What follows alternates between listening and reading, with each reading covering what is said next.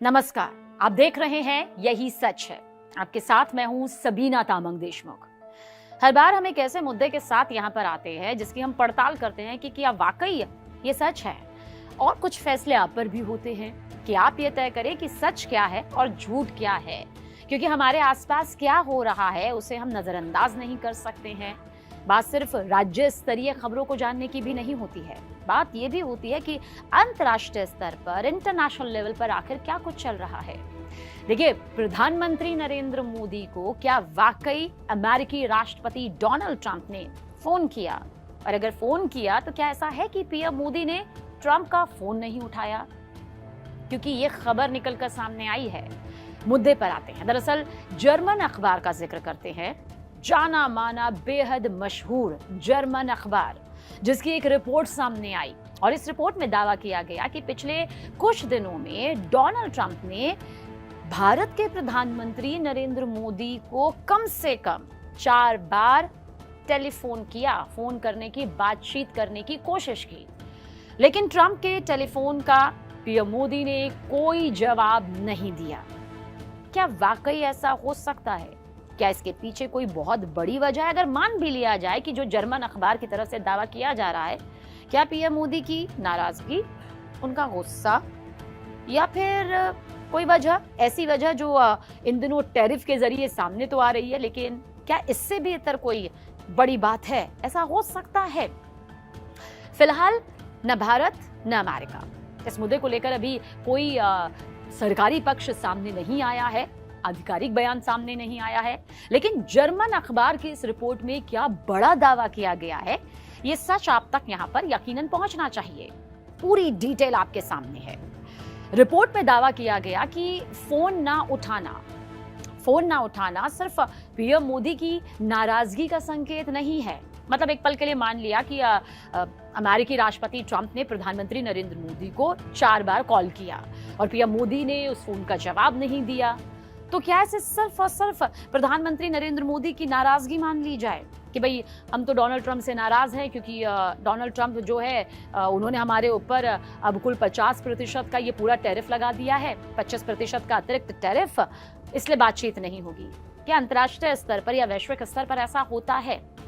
ये एक मुद्दा हो सकता है।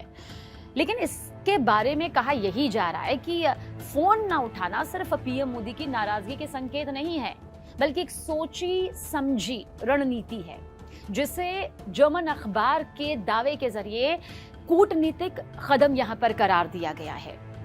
इसके बैकग्राउंड में अमेरिका की तरफ से भारत पर डाले जा रहे एक्स्ट्रा दबाव को भी देखा जा रहा है। और ये तो जग जाहिर है कि डोनाल्ड ट्रंप किस तरह से भारत पर ये दबाव डालते जा रहे हैं। खासकर रूस से तेल आयात को रोकने की अमेरिकी जो मांग यहाँ पर सामने आई है, उसने तो अलग ही बवाल खड़ा कर दिया।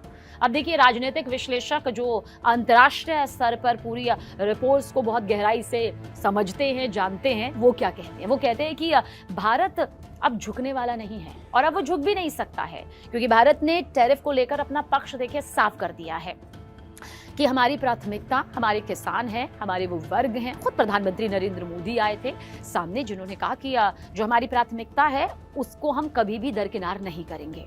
ऐसे में भारत अब अगर झुकता है या फिर अगर अब इसे लेकर एक नरमी वाला रुख अख्तियार करता है, तो फिर यकीनन ग्लोबल बाजार में या ग्लोबल नजरिए से भारत को इसका खामियाजा भुगतना भी पड़ सकता है। लेकिन अब भारत नहीं झुकेगा। जर्मन अखबार की जो रिपोर्ट यहाँ पर सामने आई है, उसमें जोर देकर एक बात यहाँ पर कही गई है, और ये बात जर्मन अखबार के दावे के जरिए यही सच है मानी जा रही है। कहा गया कि अमेरिका की चेतावनी के बावजूद भारत ने रूस से सस्ता कच्चा तेल खरीदना जारी रखा है। रिपोर्ट का कहना है कि पीएम मोदी का राष्ट्रपति ट्रंप से बात ना करना सिर्फ तत्कालीन गुस्से का नतीजा नहीं था, जो 4 बार फोन आया, बल्कि एक रणनीतिक फैसला है ताकि अब मोदी अमेरिकी राष्ट्रपति की डील मेकिंग स्टाइल से बच सके। अब क्या है ये डील मेकिंग स्टाइल, जिसे बचने का जिक्र इस रिपोर्ट में एक बड़े दावे के तौर पर किया गया? अब इस सच को भी आप जान लीजिए, क्योंकि ट्रंप की आदत तो जग जाहिर है। ट्रंप की आदत है कि वो पर्दे के पीछे की बात को भी सोशल प्लेटफॉर्म पर लिख डालते हैं, खुलकर कह देते हैं अब उसमें कितना सच है, कितना नमक मिर्च है, वो ट्रम्प से ज्यादा बेहतर और कोई नहीं जानता। और फिर कह देते हैं कि ये तो डील हुई है, मतलब उसे डील का नाम दे देते हैं। वियतनाम के साथ उन्होंने ऐसा ही किया था। मोदी नहीं चाहते, भारत के प्रधानमंत्री नहीं चाहते कि भारत को भी ऐसे ही किसी जाल में ट्रम्प के जरिए फंसाया जाए, मतलब जहां सिर्फ बातचीत हो रही हो, कोई नतीजा सामने ना हो, लेकिन ट्रम्प उसे एक नए नतीजे के तौर पर और अपनी पीठ थपथपाने के तौर पर, खुद को एक महाशक्तिशाली महादिग्गज नेता दिखाने के तौर पर उसे पहले ही सोशल प्लेटफॉर्म पर बिना किसी मोहर के डाल दे, जो ट्रम्प करते आए हैं, कर भी रहे हैं। भारत इस बात को बखूबी समझता है, ट्रम्प की चाल को समझता है कि भाई बातचीत हो जाती और उसके बाद बातचीत किसी नतीजे तक नहीं पहुंचती, लेकिन अमेरिका अपनी पीठ थपथपाने के लिए ट्रम्प ये कर देते। जहां अमेरिका एक तरफा जीत का दावा कर देता है, जबकि असल में कुछ तय भी नहीं हुआ होता।